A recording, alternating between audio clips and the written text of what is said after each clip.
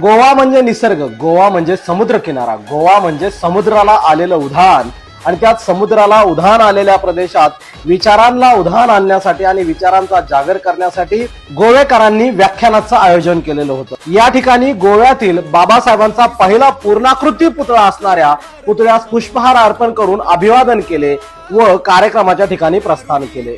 शिवराय फुले शाहू आंबेडकरांच्या विचारांवर चालणाऱ्या या गोवेकरांनी कार्यक्रमाचं देखणं आयोजन केलं होतं आणि सभागृह खचाखच भरलेलं होतं। त्या भरलेल्या सभागृहात सत्कार समारंभ स्वीकारला आणि बोलायला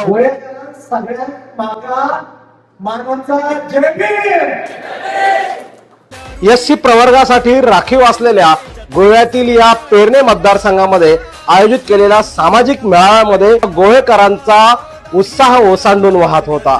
बाबासाहेब आंबेडकरांनी आपल्याला दिलेलं राजकीय भान जाण आणि आजची परिस्थिती याविषयी ऐकण्यासाठी आणि याविषयी संवाद साधण्यासाठी गोवेकर उत्सुक होते। यावेळी सर्वांचे बाबासाहेब मांडत असताना स्वतःच्या परिवाराचाही विचार न करता आपल्या परिवाराकडेही ज्यांना लक्ष द्यायला वेळ मिळाला नाही ते बाबासाहेब मांडले व आज इथल्या प्रत्येकाचा सोन्याचा संसार, सुखाचा संसार ही बाबासाहेबांची देण आहे याची जाणीव करून दिली।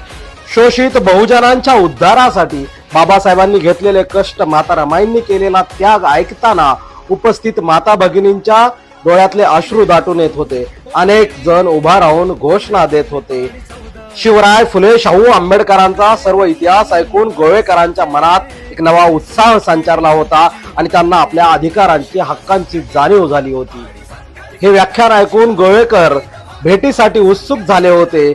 व्याख्यान संपल्यानंतर गोवेकर माता भगिनी भावांनी केलेली गर्दी, व्याख्यानाबद्दल देत असलेले अभिप्राय आणि हा विचारांचा यज्ञ कायम असाच सुरू ठेवा, समाजामध्ये या विचारांची गरज आहे, हे त्यांचे शब्द माझ्या मनाला आणि विचारांना बळ देत होते।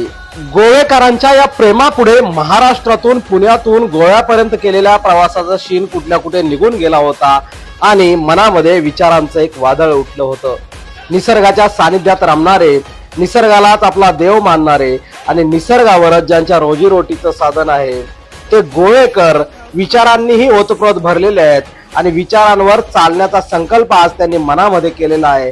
हे चित्र पाहून माझ्या मनाला आनंद वाटत होता। गोव्यातील या बांधवांना त्यांच्या राजकीय हक्कासाठी लढण्याचं बळ मिळो, विचारांनी जागे झालेल्या या गोवेकरांना भविष्यातील लढाईसाठी शुभेच्छा देऊन पुढच्या प्रवासासाठी निघालो। धन्यवाद गोवेकर। जय भीम।